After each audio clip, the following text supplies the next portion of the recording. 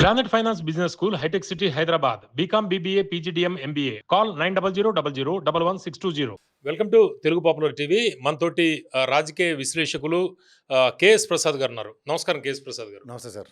KS Prasad గారు, ఇదివరకు మీ వీడియోలన్నీ కూడా వైరల్ అవుతుండేవి. వివిధ టీడీపీని విమర్శిస్తున్న వీడియోలు ఎక్కువగా వైరల్ అయ్యేవి.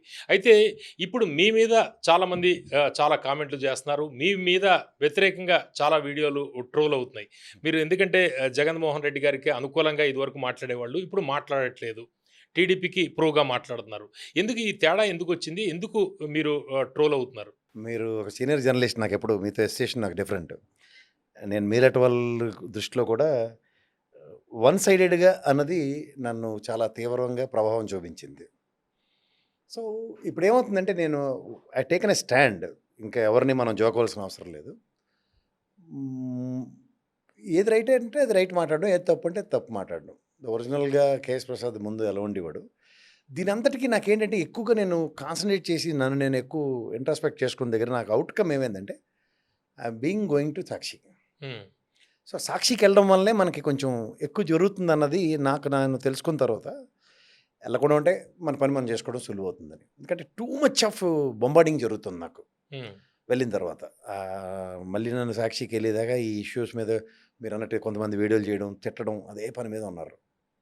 సో ఇప్పుడు మనం అనలిస్ట్గా ఇప్పుడు పెద్దవాళ్ళు ఉన్నారు, మనం అనలిస్ట్ అని మాట్లాడుకుంటున్నప్పుడు నేను ఇంకోటి ఏంటంటే వన్ ఐఎమ్ సేయింగ్ సమ్ తపేలా ఛానల్ అన్నప్పుడు అక్కడ సింగిల్ ట్రాక్ మైండ్తో నడుస్తుంది దగ్గర, ఇక్కడే ఆల్మోస్ట్ అదే సింగిల్ ట్రాక్ మైండ్ నడుస్తున్నప్పుడు వై షుడ్ ఐ అన్నది ఇంకొక రియలైజేషన్ వచ్చింది. సో బెటర్ 99 ఛానల్ అడది ఉంటుంది, నాకు అక్కడ ఖచ్చితంగా యుద్ధం చేయడానికి ఒక అవకాశం ఉంటుంది. అందరూ ఉంటారు, అలాంటి దగ్గరికి వెళ్ళి యుద్ధం చేయడం బెటర్. కానీ ఈ వార్ వన్ సైడ్ లాగా చేయడం నేను ఇంక hence fourth I'm not going to entertain in that line.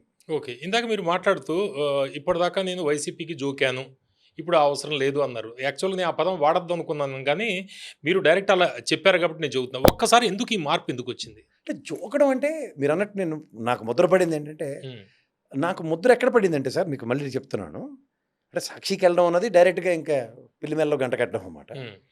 నేను బయట ఛానల్లో ఏమవుతుందంటే కొన్ని ఛానల్స్లో ఒక వీకెస్ట్ వైఎస్ఆర్సీపీ అతను అధికార ప్రతినిధి కాదు, పార్టీ సింపథైజర్, అతన్ని కూర్చోబెడతారు. కూర్చోబెట్టి ఈ నలుగురు అటాక్ చేస్తుంటారు, ఇంక్లూడింగ్ యాంకర్తో సైతం. సో అలాంటప్పుడు ఏమవుతుందంటే అతను చెప్పలేని విషయాలు నేను చెప్పేసరికల్లా మనకి ముద్ర కొట్టారు. కాబట్టి అక్కడి నుంచి ఏమైందంటే వీళ్ళ నలుగురు కూడా మన మీద తిరగబడి ఇంకా మనకు కూడా వైఎస్ఆర్సీపీ కండువా కప్పేసి వైఎస్ఆర్సీపీ అని ఈ రోజు దాకా కాలక్షేపం చేసుకుని వచ్చారు. సో అది ఆ మొనాటమీ బ్రేక్ చేయలేదు అనుకోండి, టేకన్ ఇట్ యాజ్ గ్రాంటెడ్ అయిపోయింది. To an extent fine. But అట్నుంచి ఎలా ఉందంటే ఇప్పుడు కింద మనం ఇప్పుడు వీడియో చేసిన వెళ్ళిన తర్వాత కూడా కింద కంటిన్యూస్గా కామెంట్లు పెట్టినా అట్నుంచి రెసిప్రోకేట్గా అవడం మనకి సేవ్ చేయడానికో లేదా ఎలా కాదు పేమెంట్ నువ్వు ఇచ్చావా, నువ్వు పేటీఎమా, నువ్వు చూసావా, ఏదో అలాంటి కామెంట్స్ ఇటు నుంచి ఒక 10% ఉన్నాయనుకోండి సార్, అవతరాలు కొంచెం బొంబార్డింగ్ అవుతుంది కదా. కానీ ఏదో అనాథ పిల్లలను వదిలేసినట్టు మన వదిలేసి మనకి ఎవరికి లేని బాధ మనకు వచ్చినట్టు చూసి నాకు ఆ విషయాల్లో కొంచెం నచ్చలేదు.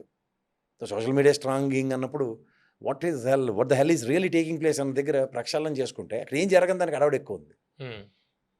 దాంతో ఇక్కడ సోషల్ మీడియా చాలా స్ట్రాంగ్. తెలుగుదేశం అటాకింగ్ ఎలా ఉంటుందంటే ఒకరిని ఖచ్చితంగా క్యాస్కేట్ చేసి మూల కూర్చోబెట్టి చంపేసి దాకా వదలరు. సో అలాంటప్పుడు ఏం చేయాలంటే యుద్ధం తంత్రం మార్చకుండా మనం గుడ్డెది చీళ్ళు పడినట్టు వెళ్తే కుదరదు.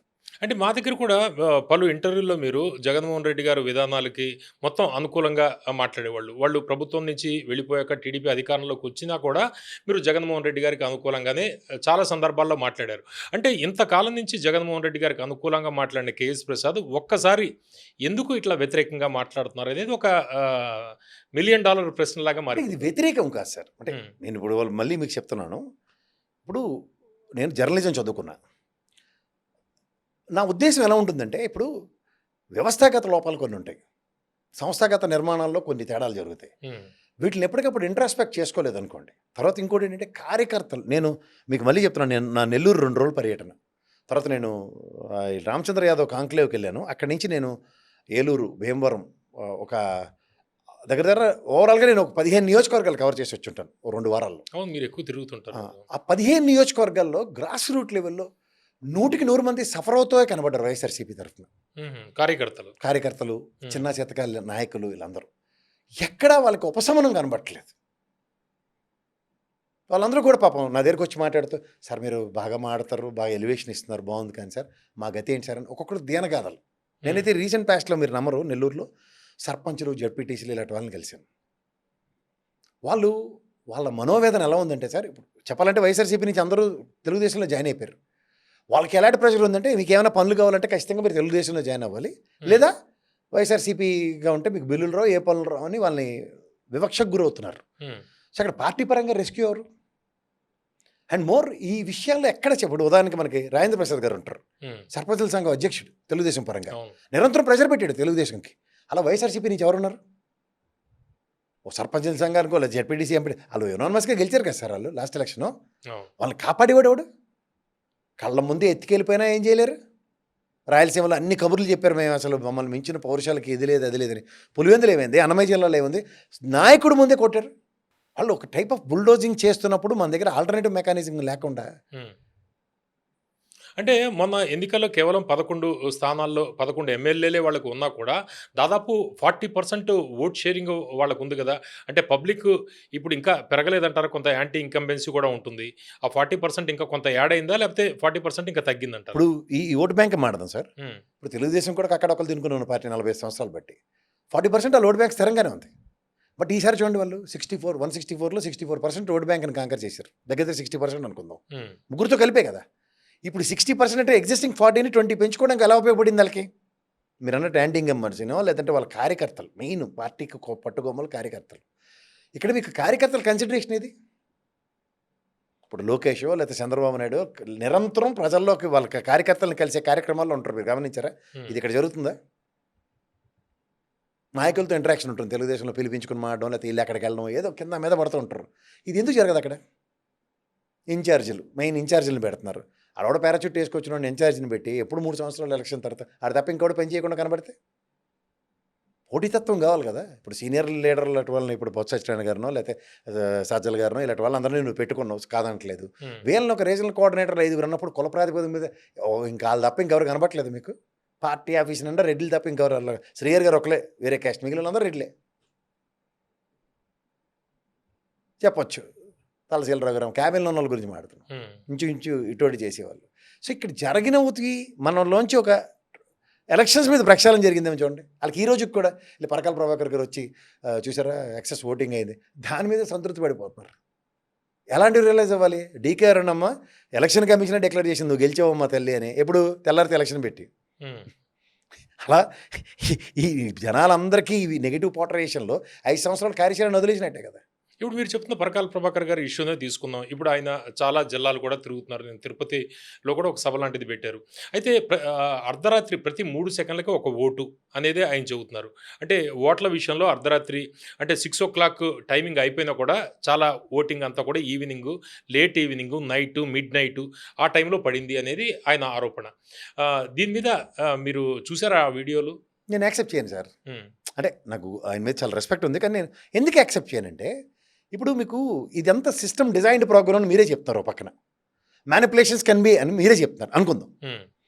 నాకు ఓటర్ వెళ్ళి 3 నిమిషాలు లేచాడా, 3 సెకండ్లు లేచాడా, నాకు ఇది ఒక అనివెన్ ఆర్గ్యుమెంట్ అంటాను. అంటే ఆయన చెప్తుంది ఏంటంటే ఎలక్షన్ కమిషన్ వీళ్ళతో కలిసిపోయింది బీజేపీ. సార్ ఇప్పుడు ఏంటి సార్ అది? ఎలక్షన్ కమిషన్ కాంగ్రెస్ బీజేపీలతో కలిసి ఉంది విషయం జగమెరిగిన సత్యం. ఇప్పుడు శేషన్ గారి తర్వాత జరిగిన పరిణామాల్లో బీజేపీ వాడు అప్పుడు ఉన్నాడు కదా, వాజ్పేయి, అద్వానీ గారు లాంటి మహానుభావులు ఉండేవారు కదా, ఏమైనా చేయగలిగారా? అప్పుడే కదా ముగ్గురిని తీసుకొచ్చారు నెత్తికి ఎలక్షన్ కమిషన్కి. తర్వాత వీళ్ళు ఇప్పుడు ఇంకా పరాకాష్ఠకి వెళ్ళిపోయి సుప్రీంకోర్టు చీఫ్ జస్టిస్ కూడా పక్కన కూర్చోబెట్టి, నేను సుప్రీంకోర్టు చీఫ్ జస్టిస్ గారు ఆక్షేపణ అదే కదా, my role is absolutely not there as far as election commission is concern, I use to be అని చెప్తూ ఆయన చెప్పింది ఏంటి లాస్ట్కి? మీరే రూలింగ్ పార్టీలో మీరే డిసైడ్ చేసుకుని ఎలక్షన్ కమిషన్ పెడితే బీఆర్ ఎలక్షన్ మీరు గమనించారా సార్? 2 ఐఏఎస్ ఆఫీసర్లు భార్యాభర్తలు ఎలక్షన్ కమిషన్ కూతురు అల్లుడు ఒకే డిస్ట్రిక్ట్ పోస్టింగ్ ఉంటుందా? మీ జర్నలిజంలో మీరు మా అందరికీ గురు సమానండి. మీరు చెప్పండి. మీరు ఇవాళ మీరు ఎలక్షన్ కమిషన్ చూడండి, బెంగాల్లో ఎలక్షన్ అయిపోగానే ముఖ్యమంత్రికి ప్రధాన సలహాదారుడా? మరి హ్యాండ్ ఇన్ గ్లోవ్స్ పాలిటిక్సే చూసాం, కానీ హ్యాండ్ ఇన్ గ్లోవ్స్ వ్యవస్థలు ఇది డైరెక్ట్ డెలిబరేషన్. అంటే పరకాల ప్రభాకర్ గారు చెప్తుంది ఏంటంటే టోటల్ ఓట్స్ ఏవైతే పోల్ అయ్యాయో ఆ పోలు వాళ్ళు చెప్పిన, అంటే ఆ రోజు పోలింగ్ పర్సంటేజ్ కావచ్చు, లేకపోతే తర్వాత వాళ్ళు అనౌన్స్ చేసింది, తర్వాత వారం రోజుల తర్వాత అనౌన్స్ చేసింది, వీటికి చాలా వ్యత్యాసం కనిపిస్తుంది. ప్రతి నియోజకవర్గంలో కూడా చాలా తేడా. అలాంటి వాళ్ళు చెప్పవలసినవి ఏంటంటే సార్, జనగణన మీకు నాకు ఒక డైరెక్ట్ నేను నా ఎక్స్ప్లెనేషన్ చేస్తాను. పరకాల గారు రైట్ అవ్వచ్చు, లేకపోతే రాంగ్ అవ్వచ్చు, లేకపోతే మస్తాన్ గారు కూడా రాంగ్ అవ్వచ్చు, రైట్ అవ్వచ్చు. వాళ్ళు కూడా గ్రహించాలి ఇది. 2011లో జనగణన 117 కోట్లండి మన దేశ జనాభా. ఒప్పుకుంటారు కదా మీరు? ఇప్పుడు ఎంత కాదని 145 పైన ఉంటాయి కదా. ఉదాహరణకి 150 వేసుకుందాం, 150 కోట్లు. 117 నుంచి 150 కోట్ల నుంచి 117 కోట్లు తీస్తే 33 కోట్ల మంది. ఈ 33 కేంద్ర ప్రాంత ప్రాంతాలు రాష్ట్రాలతో కలిపి ఎక్కడో దగ్గర ఉన్నట్టే కదా, వేరే ప్లానెట్లో లేనట్టే కదా. దానికి ఇంకో విషయం చెప్తాను మీకు. 18 సంవత్సరాల వచ్చిన మీ పిల్లల్ని మీరు ఏం చేస్తారు? ఆధార్ కార్డు చేయిస్తారు, ఓటర్ కార్డు చేయిస్తారు. వాడు మీతో పాటు మీ పిల్లలు వచ్చి లైన్లో ఓట్లు వేస్తున్నారా లేదా? వేస్తున్న ఓట్లు ఎక్కడికి వెళ్తున్నాయి? ఈ కొత్త లిస్ట్ ఉందా? ఇప్పుడు అందరి దగ్గర లిస్ట్ పెడతారు. ఏజెంట్ ఉంటాడు, లోపల స్టాఫ్ అందరూ టిక్కులు పెడతారు, ఇంకులు చుక్కలు పెడతారు, మన దేశాలన్నీ చేసి పంపిస్తారు బయటికి. వీడు గొల్లు ఎడుతూ ఉంటాడు. 3వ నెంబర్ ఒకటి వచ్చిందా, 4వది వచ్చిందా అని అడుగుతూ ఉంటాడు. ఆ ఏజెంట్ 3 టిక్కులు పెట్టుకుంటారు, స్టాఫ్ టిక్కులు పెడతారు. ఇంత ట్రాన్స్పరెంట్గా ఉన్న దగ్గర మీరు అక్కడ బటన్ నొక్కితే బొమ్మ కూడా కనబడుతుంది మీకు. ఇక్కడ జరుగుతున్న మర్మం ఏంటంటే సార్, ఈ 33 కోట్ల ఓట్లని గేమ్ చేస్తున్నారు. ఇది ఎక్సెస్ ఓటింగ్ ఏం చేస్తారు? అందుకే ఎలక్షన్ కమిషన్ జడ్డి వాళ్ళు ఎప్పుడు యాక్యురేట్ పర్సెంటేజ్ చెప్పట్లేదు. మీరు ఎలక్షన్ కమిషన్ డ్యూటీ చేశారు లేదు నాకు తెలియదు. ఎలక్షన్ డ్యూటీ నేను చేశాను, మా ఆవిడ టీచర్. ప్రతి గంటకి రిటర్నింగ్ ఆఫీసర్కి టోటల్ నెంబర్ ఆఫ్ ఓట్లు ఎన్ని పడ్డాయో పర్సెంటేజ్ క్యాలిక్యులేట్ చేసి ఎలక్షన్ ఆఫీసర్కి చెప్తాడు. సరే ఈ బూత్లో ఇన్ని ఓట్లు పడ్డాయి, ఇంత పర్సెంటేజ్ అని అనౌన్స్ చేశారు కదా. ఇదే కదా మనకి మీరు జర్నలిజంగా గంటకి మీరు అనౌన్స్ చేసేది అదే కదా. 4వ రౌండ్ పూర్తి చేసేకల్లా 3 గంటలకి గంట బట్టికి ఇవన్నీ చెప్పింది మీరు కూడా. సో ఈ ప్రాసెస్లో end of the day 5 o'clock voting close అయింది. ఆ గంటకి ఈ గంటకి డిఫరెన్స్ మా అయితే ఒక 2% వేరియేషన్ ఉండొచ్చేమో, కానీ కంక్లూజన్ మన ఇద్దరు వచ్చేస్తాం మీకున్న అపార అనుభవంకి అయితే. ఇందులో ఎందుకు వేరియేషన్ వస్తుందంటే, అక్కడ మీరు రోబో సినిమా చూసారా? ఆడ పుస్తకం ఎంతసేపు చదువుతాడండి, ట్రం అంటాడు రజనీకాంత్, పుస్తకం చదివేస్తాడు. అలాగా ఈ చిప్ రీడ్ చేసేది ఏంటంటే 2011 ఓటర్ లిస్ట్ ప్రకారం ఉన్నది మీరు చెప్పిన టిక్కు టీయం సాయంత్రం 6 గంటల దాకా ముగ్గేసి లోపల తీసుకొచ్చేసినవన్నీ కరెక్ట్. ఆ తర్వాత ఆ నొక్కి బటన్లకి పటపటపటపని ఈ 33 కోట్లు ప్రతి రాష్ట్రంలోనే సెట్ అయిపోతున్నాయి. సో ఆ డిఫరెన్స్ ఇది దగ్గర మిషన్ ప్రకారం మనం చెప్పలేం. అప్పుడే ఆ కన్ఫ్యూజన్లో నోటుకు వచ్చిన మాటలు మాడుతుంది ఎలక్షన్ కమిషన్. ఇక్కడ మెయిన్ ఐడి చేసాడు, అన్నీ తగలెట్టేసి నెక్స్ట్ ఎక్కడ దొరికిపోతాం మన దగ్గర లెక్కర్ స్కామ్ పెట్టాడు అల్లెత్తికి. హ్యాపీగా డైవర్షన్ పాలిటిక్సే కదా. ఎవరు వ్యవస్థ ఆ ట్రాప్లో ఎవరు ఉన్నారు? అంటే ఇప్పుడు 2024లో జరిగితే 2019లో అప్పుడు పరిస్థితి ఏంటనేది ఒకటి సార్. ఎప్పటికప్పుడు అదే 2019 జరగనని జరగలే కదా. ఇప్పుడు నిజంగా అప్పుడు కూడా చంద్రబాబు గారు పోరాటం చేశారు కదా. అలా హరిప్రసాద్ అయితే ఆరమణ పెట్టి ఎవరికి దొరకని మిషన్ కూడా పట్టుకొచ్చి డెమోన్స్ట్రేషన్స్ ఇవ్వలేదైనా? జ్ఞాపకం ఉందా మీకు? అవును. అంచేత ఓడిపోయినాడు మాస్టర్మైండ్ ఇదేంటి మిషన్లే కదా. చంద్రబాబు గారు దాంట్లో అతీతం కదా. ఆయన కూడా ఎలక్షన్ ఆఫీసర్ ముందు ధర్నా చేయలేదు అప్పుడు. జ్ఞాపకం ఉందా మీకు? అంటే ఇక్కడ ఎవరు ఎక్స్క్యూజెస్ లేవు సార్. జనగణన ఫస్ట్ చేయమంటే ఇప్పుడు ఎస్ఐఆర్ పెట్టాడు మనకి. ఈ గేమింగ్ ఎందుకు నడుస్తుందో చూడండి. గవర్నమెంట్ రాగానే ఎవరు మాట్లాడారు. ఇప్పుడు చంద్రబాబు గారు let all personality need to talk. అంటే పరకాల ప్రభాకర్ గారు ఈ విషయం గురించి అంత గట్టిగా మాట్లాడడానికి కారణం ఏంటంటారు? అంటే కారణం ఏమైనా వచ్చు సార్. ఇప్పుడు ఎక్సెస్ ఓటింగ్ క్లియర్. ఇప్పుడు అంబిగ్యూటీ క్రియేట్ చేస్తుంది ఎవరు? Election commissioner. ఇప్పుడు పరకాల ప్రభాకర్ గారు 5 గంటల ఓటింగ్ చూసాడు, 6 గంటల ఓటింగ్ చూసాడు, అర్ధరాత్రి 3 గంటల దాకా ఓటింగ్లో ఆ వేరియేషన్స్ అన్ని ఆయన కనబడుతున్నప్పుడు ఆయన అనాలిసిస్ చేశాడు బాగానే. నేను ఆ మస్తాన్ విషయంలో కానీ ఆర్ఆర్ మస్తాన్ అండ్ ముఖ్యంగా పరకాల గారిది నేను వాళ్ళ అనాలిసిస్ తప్పంటలే, కానీ వాళ్ళ డేటా కలెక్షన్ ఏం జరుగుతుంది అన్న దాని మీద వాళ్ళు ఎక్స్ప్లెయిన్ చేయాలి. Okay okay. ఇప్పుడు మీరు అన్నట్టు 2011 జనాభా 117, ఈ 33 కోట్ల ఎక్సెస్ మన భారతీయులే కదా. ఇందులో సమ్ పర్సంటేజ్ ఇప్పుడు ఉదాహరణకి నేనే చెప్తాను. ఆంధ్రప్రదేశ్లో అనే అగ్రిగేట్ ప్రతి నియోజకవర్గంలో 34,600 ఓట్లు గేమింగ్ జరిగింది. ఒక పార్లమెంట్కి 1,27,600 ఓట్లు. ఇది గేమింగ్ అంటున్నాను. ఇందులో ఒకటి ప్రయోజనం పరిరక్షించబడింది, ఇంకోటి ప్రయోజనం నోట్ల మట్టి కొట్టారు. ఇది గతంలో తెలుగుదేశం అవ్వచ్చు, ఈసారి వైఎస్ఆర్సీపీ అవ్వచ్చు. End of the day sufferer ఎవరు? ప్రజలే కదా. ప్రజలు చూస్ చేసుకునే గవర్నమెంటే కదా ప్రజాస్వామ్యం అంటే. వాళ్ళకి ఆప్షన్ ప్రజలకు ఇస్తున్నారా? ఆప్షన్ వీళ్ళు తీసుకుంటున్నారా? కేఎస్ ప్రసాద్ గారు, ఇప్పుడు మీకు వైఎస్ఆర్సీపీలో చాలా ఉన్నత స్థాయిలో టాప్ లెవెల్లో ఉన్న వాళ్ళందరితోటి కూడా మీరు రెగ్యులర్ మాట్లాడేవాళ్ళు. నేను తెలుగుదేశంతో కూడా మాట్లాడుతుంటారు. వైసీపీలో ఏం జరుగుతుంది? ఇంటర్నల్గా ఏం జరుగుతుంది? ఏమీ జరగదు, అరవడి తప్ప. ఆయనకి ఏంటంటే ఆయన మోసం చేస్తూ ప్రతిసారి జనాల్లోకి తీసుకొస్తారు. ఆ జనాలను చూసి తన్మయత్వం చెందుతున్నాడు ఆయన. మీకు సింపుల్ చెప్తా సార్. మెడికల్ కాలేజీల మీద వాళ్ళు ధర్నా చేశారు. గవర్నర్ గారికి కాగితాలు ఇచ్చారు, కాగితాలు అమ్ముకోండి సార్ అని చెప్పడానిక. ఇప్పుడు నిన్న చంద్రబాబు గారు రీసెంట్ పాస్ట్ చూడండి, రెండోసారి టెండర్లు పిలుస్తున్నాం మెడికల్ కాలేజీలు. ప్రెజర్ ఏది? ఇప్పుడు ఉదాహరణకి ట్రూ అప్ ఛార్జీలు 17,500 కోట్లు ఓవరాల్గా వేశారు. వైఎస్ఆర్సీపీ నిజంగా ఎలక్ట్రిసిటీ మీద ధర్నా చేసింది, నేను ఒప్పుకుంటాను. కిలోమీటర్లు ధర్నాలు జరిగాయి. కానీ అవుట్కమ్ ఎక్కడో తీరా ఒక ఎండ్ ట్రూ అప్ ఛార్జీలే ఆగాలి కదా. 1000 కోట్లు పెనాల్టీ వేయించారు వాళ్ళతో. 100 కోట్లు అనుకో ఎంతో 1000 కోట్లు పెనాల్టీ అయితే కట్టారు. పెనాల్టీ కాదు కదా క్లాస్.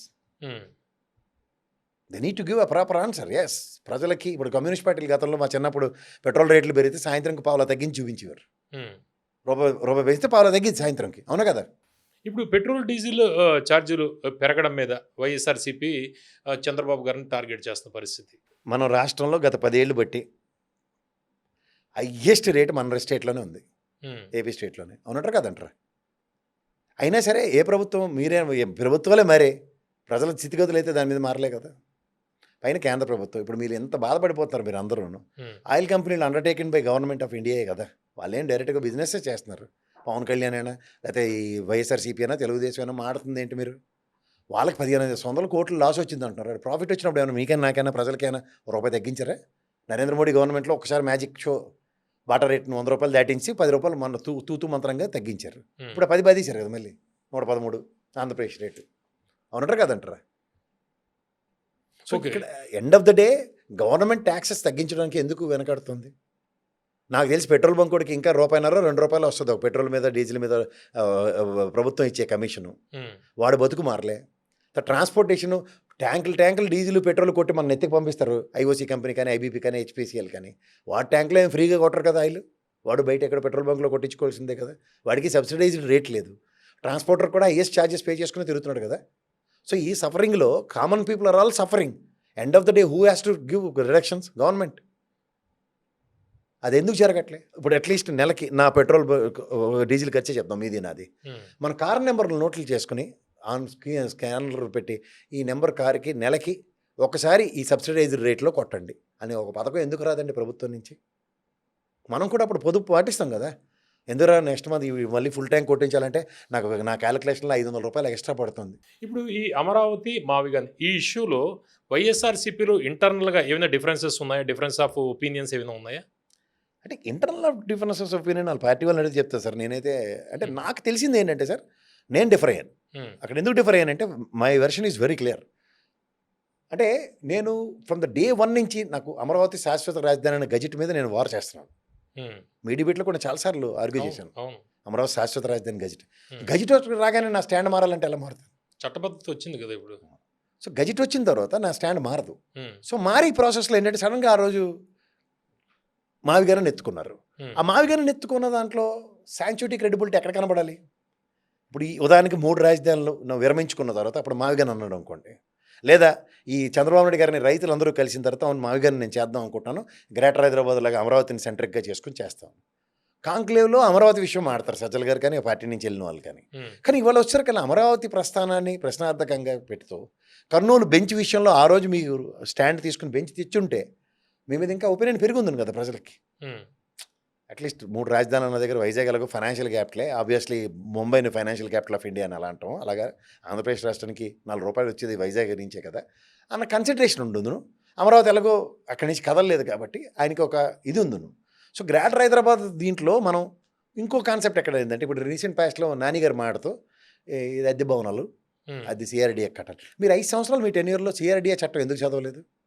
అప్పుడు మీరు చెప్పాలి కదా 3 రాజధానులు నేను డెసిషన్ తీసుకోవడానికి కారణం ఏంటంటే ప్రభుత్వ రంగ సంస్థలు ఇక్కడికి వస్తే అద్దెలు కట్టుకుంటూ ఉండాలి. వై ద హెల్ ఆల్రెడీ విజయవాడలోను గుంటూరులోనూ ఉన్నాయి కదా ఉన్న కాటికి, మిగిలిన సచివాలయంలో ఉన్నాయి. కొత్తవి కట్టి దాంట్లోంచి అద్దె తీసుకుని సిఆర్డీఏకి డిస్క్రిప్షన్స్ నేను ఇవ్వదలుచుకోలేదు. That's why I'm stopping this అని ఎక్స్ప్లెనేషన్ ఇచ్చారు ఎప్పుడైనా?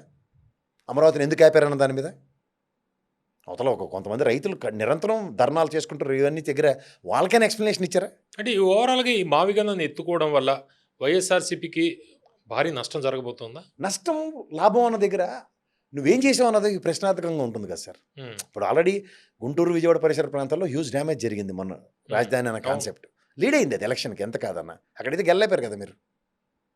విజయవాడ గుంటూరు మెజరబుల్ ఫెయిల్యూర్ చూశారు మొత్తం పోయారు కదా కదా. మొత్తం.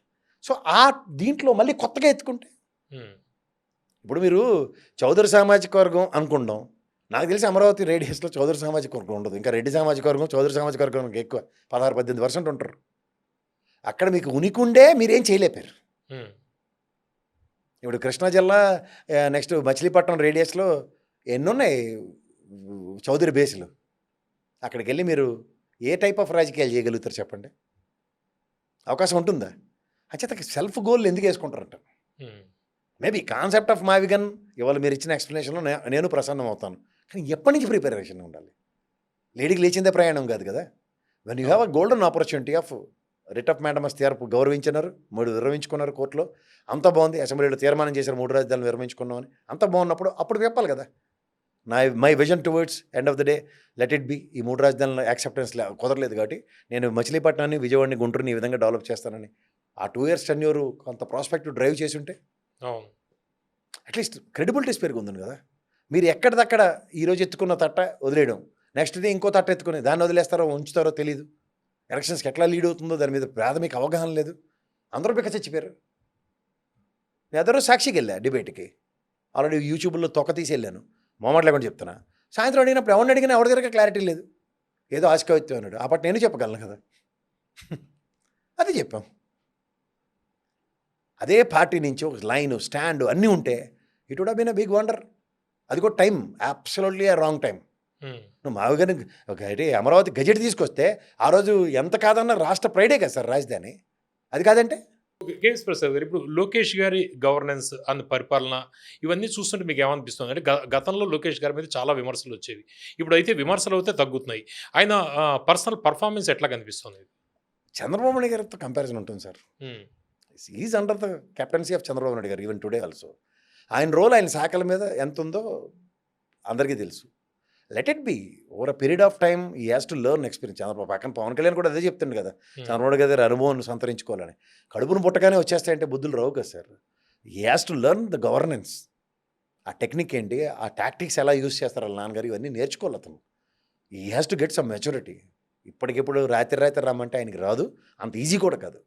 Making a government, making the party along with them అన్నది 2 కాళ్ళు పట్టుకుని ఆయన బ్యాలెన్స్ చేస్తాడు. ఉమ్. దేనైనా వదిలితే చాలా డేంజర్. ఇప్పుడు రోజా మన విజయ్ తమిళనాడులో సీఎం అయిన తర్వాత రోజా పదే పదే పవన్ కళ్యాణ్ తోటి పోల్చడం ఇవన్నీ కూడా మీరు చూసారు, సోషల్ మీడియాలో బాగా వైరల్ అవుతున్న పరిస్థితి. ఆ కామెంట్స్ మీద మీరు ఏమంటారు? వైఎస్ఆర్సీపీకి పవన్ కళ్యాణ్ ఏదో ఆడిపోసుకుని కాలక్షేపం చేస్తున్నారు తప్ప ఉమ్, వాళ్ళు పర్పస్ఫుల్గా పాలిటిక్స్ చేయట్లేదు. ఇప్పుడు రోజా అనే క్యారెక్టర్ ఆవిడ ఒక మాజీ ఎమ్మెల్యే, మినిస్టరు, 2 టర్ములు గెలిచింది. ఆవిడకి అనుభవంతో మాట్లాడాలి. ఎలాంటి అనుభవం? నేను వెళ్ళి స్టాలిన్ గారికి ప్రచారం చేసి వచ్చాను. What way Vijay and my Jaganmohan Reddy and Pawan Kalyan is connected అన్నది అక్కడ వదిలేయాలి. ఆ ఫోటో కూడా తీసుకెళ్లి ప్రచారం చేశాడు విజయ్ అనేది. ఏంది ప్రచారం చేశాడు సార్? ఉమ్, ఎవరో అభిమాని. ఆ మాటకు వస్తే ఆ పెళ్ళిలో స్టాలిన్ ఫోటో కూడా తీసుకున్నాడు జగన్మోహన్ రెడ్డి. ఉమ్, మరి డిఎంకే వాళ్ళు ఎక్కడ వాడారు అది? ఆయన విజయ్ కూడా ఎక్కడ వాడలేదు. ఎవరో ఒకటి ఇస్తే ఆ బౌన్సర్ దగ్గర నుంచి అందుకుని ఒకసారి చూపించి ఇచ్చేసాడు అంతే. ఉమ్, ఆయన ఏ రోజు కూడా మీకు ఇంకా చెప్పాలంటే విజయ్ అట్లీస్ట్ ఎలక్షన్ అయ్యేదాకా ఆయన డ్రెస్ వేసుకున్నాడు, కాకి ప్యాంట్ వైట్ షర్ట్ అనుకుందాం. తర్వాత ఎమ్మెల్యేగా డ్రెస్ తీసి పెట్టేసాడు కదా, అవును. పెట్టేసి black pant white shirt Black, white. Blazer వేసుకుని వస్తున్నాడు. ఉమ్, రామారావు గారు కూడా మీకు గ్యాప్ కొంత కాకి డ్రెస్తో మొత్తం అవును. చైతన్య రథం మీద మొత్తం తిరిగి అవును, ఎలక్షన్ అయిపోగానే ఆయన మళ్ళీ పంచి కట్టుకుని వచ్చాడు కదా శుభ్రంగా తెల్ల బట్టలు వేసుకుని. అవును. అవునా కదా? తర్వాత కాషాయ వస్త్రధారణ అని తర్వాత developments. But end of the day ఒక డ్రెస్ కోడ్ అన్నది అది దాంతో ప్రభావితం అవుతుంది, లేదంటే ఫోటో పట్టుకుంటూ ప్రభావితం అన్నది ఎవరు నేను మాడినా మీరు మాడితే అసలు అవన్నీ తేదు. రోజులాట కూడా 2 సార్లు ఎమ్మెల్యే గెలిచి ఒకసారి మినిస్టర్ చేసినప్పుడు మాడితే చాలా దరిద్రంగా ఉంటుంది. That's not fair. Because DMK పార్టీకి ప్రత్యక్షంగా మీరే సపోర్ట్ చేసి వెళ్ళి పైపచ్చి స్టాలిన్ గారికి జగన్మోహన్ రెడ్డి గారికి ఉన్న సత్సంబంధాల గురించి ప్రపంచం అంతా తెలిసి ఏ ప్రాస్పెక్ట్లో మాట్లాడుతున్నారు? ఉదాహరణకి చంద్రబాబు నాయుడు గారు వెళ్ళి ఏడీఎంకేకి సపోర్ట్ చేశారు, ఓడిపోయారు.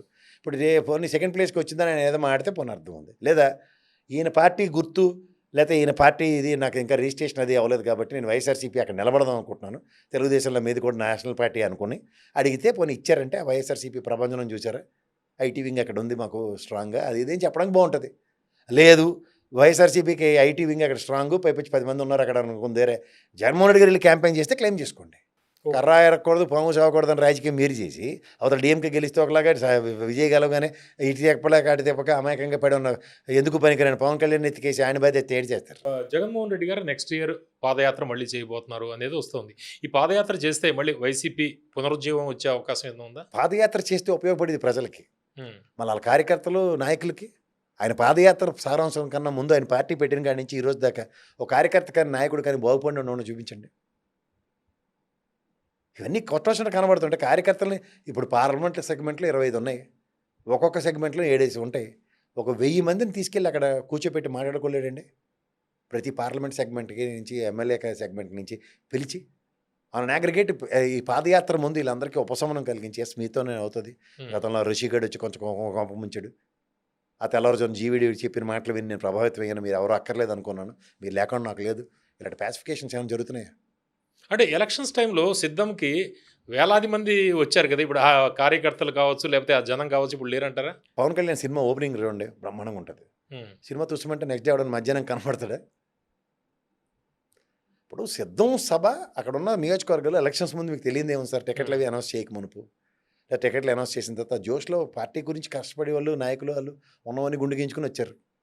తర్వాత ఇప్పుడు జగన్మోహన్ రెడ్డి గారి ఏపీ లిక్కర్ స్కామ్ అనేది ఒకటి నడుస్తుంది. ఏపీ లిక్కర్ స్కామ్ అంటే ఎనీ టైం అరెస్ట్ అయ్యే అవకాశం ఏదో అటువంటి సాహసం చంద్రబాబు గారు చేస్తారంటారా? మీ అన్న అక్కడ ఆయన కాపాడుకోవడానికి వేసిన ట్రాప్ అది. అదంతా కాలక్షేపమే సార్. ఏది ప్రూవ్ చేయలేకపోతున్నారు కదా. ఆడదాం అందరం రోజా మీ పడి గుళ్ళు గుళ్ళు పెట్టారు. ఏం ప్రూవ్ చేశారు? 2 years tenure is not an ordinary thing sir. ఒక ఎంక్వైరీ కానీ ఒక సిట్ కానీ వేస్తే దొల్లగొట్టి దూపం వేస్తారు. ఏది అవుట్కమ్ ఏది? కోర్టు ప్రొసీడింగ్స్ చూడండి సార్. వాళ్ళు అడుగుతుంది ఎంతసేపు ఎఫ్ఐఆర్లో అల్లాడు ఏదో పేరు చెప్పాడు ఆయన తీసుకొచ్చి అదే ఎఫ్ఐఆర్ కాపీలో కట్ పేస్ట్ చేసి పేర్లు మారుతున్నారు తప్ప కంటెంట్ అదే. రిమాండ్కి ఇచ్చేయండి ఆయన 10 రోజులు విచారిస్తామని చెప్పి రిమాండ్లు ఎక్స్టెండ్ చేసుకుంటూ తిరుగుతున్నారు. ఏం చేస్తున్నారని అడిగింది. సో ఇక్కడ కాన్సెప్ట్ ఏంటంటే చంద్రబాబు నాయుడు గారు డైరెక్ట్గా జగన్మోహన్ రెడ్డిని అరెస్ట్ చేసే ఉద్దేశం ఆయనకి లేదు, చేయడు. ఆయనకి ప్రత్యక్ష రాజకీయాల్లో కొరితో తలగొక్కడు. సింపతి ట్రావెల్ అవుతుందా? జగన్ చేసిన పొరపాటు ఆయన చేయరంటారు. అంటే కన్స్ట్రక్టివ్గా వెళ్తే దొరికితే వేయచ్చు. చంద్రబాబు నాయుడు గారి విషయం కన్స్ట్రక్టివ్గా ఉందంటే లోదా తెలుగు తొక్కుతానని చెప్తాను నేను. 3 రోజుల్లో బెయిల్ వచ్చి బయట రావాలి ఆయన. హెల్త్ హజార్డస్ అని, ఆయన ఏజ్ ఫ్యాక్టర్ అని, మాజీ ముఖ్యమంత్రి అని, ఆయన ఏవి ప్రభావితం చేయడని. సో అవన్నీ వదిలేసి సెంటిమెంట్ రాజకీయాలకేనో ఏదో దీంతో లీడ్ అవుతుందన్న కాన్సెప్ట్లో పెద్ద ఆయన ఇబ్బంది పెట్టారు. అది జగన్ గురించి సత్యం. అది ఎలక్షన్కి లీడ్ అయిందా లేదా అన్న దగ్గర కొంచెం ఒక యాడ్ అయింది ఒక ఫ్లేవర్. ఇప్పుడు పవన్ కళ్యాణ్కి పునరావాస కార్యక్రమం మాత్రం బ్రహ్మాండంగా జరిగింది. ఆయన జైలు హ్యాపీగా ఆయన శంకలో దూరాడు. ఆయన ఊహించుకుంది ఏంటంటే పవన్ కళ్యాణ్ ఎక్కువ ఎక్స్పెక్ట్ చేశాడు. చంద్రబాబు నాయుడు గారు బయటికి రారేమో, రేపు పొద్దున్న నా పరిస్థితి ఏంటి, పొత్తు పెట్టేసుకుని ముందు గడవ జైలుకి పరిగెట్టి వెళ్ళి పొత్తు అనౌన్స్ చేసుకుంది ఆయనే కదా. పక్కన బాలకృష్ణ గారికి కత్తి పెట్టారు, చొక్కకి రక్తం లేదు, వాళ్ళు బెక్క చచ్చిపోయి చూస్తుండే ఆయన లొకేషన్ను. మీరు గమనించారు అది? ఈయనేటి ఊరికాయలు ఒకటి ఎడుతుంటే సూర్యులో చుట్టకాయలు ఏడిచినట్టు ఈ నీళ్ళ మధ్యలో పొత్తేటి ఇది ఎలక్షన్కి మేము వెళ్ళడం ఏంటని చాలామంది అనుకున్నాం మేము ఆ టైంలో. That's not the right time కదా. భయంతో వీళ్ళందరికీ ఏంటంటే అక్కడ బీజేపీకి కానీ ఇక్కడ పవన్ కళ్యాణ్ గారు కానీ అంతా చంద్రబాబు నాయుడు గారే సార్. ఆయన దయాదార దాక్షిణాలతో ఇద్దరు శంకల సెక్రటరీలకు ఇద్దరిని ఎత్తుకుని పాపం ఎలక్షన్ అంతా ఆయనే సర్వంతా ఆయనే నడిపించాడు. పవన్ కళ్యాణ్కి అయితే 13 మంది బార్టర్ సిస్టంలో మనుషులు కూడా ఇచ్చి గెలిపించుకున్నాడు. ఆయన కూడా గెలిపించవలసి వచ్చింది. ఓ జనసేన పేరు పెట్టారు అంతే, అంతకన్నా ఇంకెళ్ళలేదు. ఓకే. ఇప్పుడు వైఎస్ఆర్సీపీ ఇప్పుడు బలం ఎంత ఇప్పుడు ప్రస్తుతం? అంటే ఆ 40కి ఏదైనా యాడ్ అయిందా 40%కి, లేకపోతే ఇంకా తగ్గిందంటారా? ఇప్పుడు చెప్పడం చాలా కష్టం సార్. 3 సంవత్సరాల ముందు ఎగ్జిస్టింగ్ గవర్నమెంట్తో ఎవడు తలగొక్కడు. ప్రజలు ఉన్నా చెప్పరు. ప్రజలకి ఏంటంటే సంక్షేమాలు అందుకునే వాళ్ళు అందుకున్నారు, గుడ్, వేసారు ఓట్లు. సంక్షేమాలు అందుకోని వాళ్ళు ఒక పక్క బ్రాహ్మణ క్షత్రియ తర్వాత కోమటి సామాజిక వర్గాలు కన్సాలిడేట్ అవుతూ దగ్గర 8% ఓటు బ్యాంక్ అది స్థిరీకరించబడింది. సో ఇవన్నీ క్యాలిక్యులేషన్స్ చాలా ఇంపార్టెంట్. నువ్వు ప్రతిసారి క్యారమ్ బోర్డులో కాయిన్ వేసుకుంటే నాకు అక్కర్లేదు అనుకుంటే ఇంపాక్ట్ చాలా ఎక్కువ ఉంటుంది. పంతులు గారు చెప్పారని ఎంతమంది గ్రామాల్లో ఉంటారు. వీళ్ళతో పాటు రెడ్డి సామాజిక వర్గాన్ని కూడా ఒక పక్క చౌదరి సామాజిక వర్గం ఏకీకృతం అవుతుంటే రెడ్డి సామాజిక వర్గం డిస్బాండ్ అవుతుంది. సో దాని పర్యవసానాలు ఎక్కడికి లీడ్ అయ్యాయి? పార్టీ ఓటమికి లీడ్ అయ్యాయి. సో ఇవన్నీ మేజర్ చంక్ సిచ్యువేషన్స్ని అడ్రస్ చేసుకోండి. ఇప్పుడు ఎందుకు తిరుపతి లడ్డు మీకు చెప్తాను. వైఎస్ఆర్సీపీలో బ్రాహ్మణాలు లేరా? నాకు తెలిసి మల్లాది విష్ణు ఇంకో 2-3 ఉన్నారు ఎగ్జాంపుల్. వీళ్ళు ప్రతి నియోజకవర్గంలో 10-20 మందితో నిరసన కార్యక్రమం ఎక్కడైనా ఇచ్చారండి? తిరుమల లడ్డు విషయంలో పార్టీ సింపథైజర్స్ కింద ఉండాలి కదా వాళ్ళు. ఒక ప్రొయాక్టివ్ కనబడాలి కదా. ఎక్కడ వాళ్ళకి సంబంధం లేనట్టు ఎంతసేపు నాలటోడు నేను కూడా అధికార ప్రతినిధులు 4 గోలుగోలు పెట్టుకుని నడుచుకోవడమే మిగిలింది పార్టీ నుంచి. ఏది అంటే పార్టీ నుంచి ఇంకా ఇప్పటికే చాలామంది పార్టీలు మారిన పరిస్థితి. ఇంకా రానున్న రోజుల్లో ఏమైనా పెద్ద తలకాయలు వైఎస్ఆర్సీపీలో ఉన్నవాళ్ళు ఎవరైనా టీడీపీకి వెళ్ళే అవకాశం ఉందా? సైద్ధాంతికంగా వివేదించే వాళ్ళు ఎక్కువ మంది ఉన్నారు కదా సార్. బొత్స సత్యనారాయణ గారు ఇలాంటి వాళ్ళు ఎగ్జాంపుల్. సో అలాంటి వాళ్ళు ఇప్పుడు ఏం చేస్తారు? లాస్ట్ ఎలక్షన్కే సర్దుకోవాల్సిన వాళ్ళందరూ సర్దుకున్నారు. ఇప్పుడు ఎలక్షన్ మిగిలిన వాళ్ళు అంత ప్రభావితం చూపించే వాళ్ళు ఎక్కడ ఉన్నారు? జగన్మోహన్ రెడ్డి గారి ప్రభావం మీదే ఆధారపడి వాళ్ళు ఉన్నారు. ప్రాంతీయ పార్టీలు ఎప్పుడైనా సరే అసలు చంద్రబాబు నాయుడు గారైనా అక్కడ జగన్మోహన్ రెడ్డి అయినా వాళ్ళతో వాళ్ళని చూసి గెలిచిపోయించుకునే వాళ్ళే కావాలి. తలమోహన్ చూసి ఓటేయాలి తప్ప ఇండివిజువల్గా రేరెస్ట్గా ఉంటారు ప్రతి పార్టీకి 10-20 మంది. అలా వైఎస్ఆర్సీపీకి ఆ పాటు ఉన్నారు. ఉమ్, కానీ మిగిలిన వాళ్ళు నాయకుడిగా తయారు చేసుకోవడం, ఫైనాన్షియల్ సిచ్యువేషన్స్, ఇప్పుడు ఇన్ఛార్జ్ ఇచ్చారు, అక్కడ ఇంకో 3-4 ఉంటారు యాస్పిరెంట్స్, ఇంకా వాళ్ళ భవిష్యత్తు అయిపోయినట్టే కదా. ఆడు నేను ఎందుకు పని చేయాలి, ఇన్ఛార్జ్ ఉన్నాడు కదా అని తప్పకుంటున్నారు ఇప్పుడు ప్రజెంట్ సినారియోలో. ఆ కొత్త ఇన్ఛార్జ్కి పాత ఇన్ఛార్జ్ వాళ్ళకి గుణపాఠం ఎప్పుడు రావాలో తెలుసా సార్? విజయసాయి రెడ్డిని వైజాగ్ నుంచి మార్చారు. మరి విజయసాయి రెడ్డితో అలానే పనిచేసిన వాళ్ళందరినీ గాలికి వదిలేశారు. ఉమ్, వాళ్ళ పరిస్థితి ఏంటి? నెక్స్ట్ వెళ్ళిన ఆబ్లిగేషన్ సుబ్బారెడ్డి వెళ్ళాడు చుట్టపోడు. ఆయనకి ఏంటి తెలుసని? సుబ్బారెడ్డి గారు పెద్ద మనిషి, ఆయనతో రాజకీయ చతురత ఇవన్నీ చక్రాలు తిప్పేస్తారంటే నేనైతే నమ్మను. అంటే రేపు వైఎస్ఆర్సీపీ ఏదైనా పార్టీలతోటి పొత్తు పెట్టుకుని ముందరికి వెళ్ళే అవకాశం ఏదైనా ఉందా? ఉండదండి ఆయన అలా టైప్. కాంగ్రెస్ కావచ్చు. ఉమ్, ఆయన ఆయన టెంపర్మెంట్ వేరు, ఆయన సిద్ధాంతం వేరు. ఆయన అలాంటి వాటిలో ఈల్డే ఈ మనిషి కాదు అతను. అందులో ముఖ్యంగా కాంగ్రెస్తో విభేదించాడంటే విభేదించాడు అంతే. ఒకనొక టైంలో విలీనం అనేది కూడా వచ్చింది ఈ మధ్యకాలంలో, కాంగ్రెస్లో విలీనం అనేది. జరగదు. ఆయన అలాంటి క్యారెక్టర్ కాదు, ఉమ్. మూర్ఖత్వం ఎక్కువ, మూర్ఖంగా వెళ్తాడు.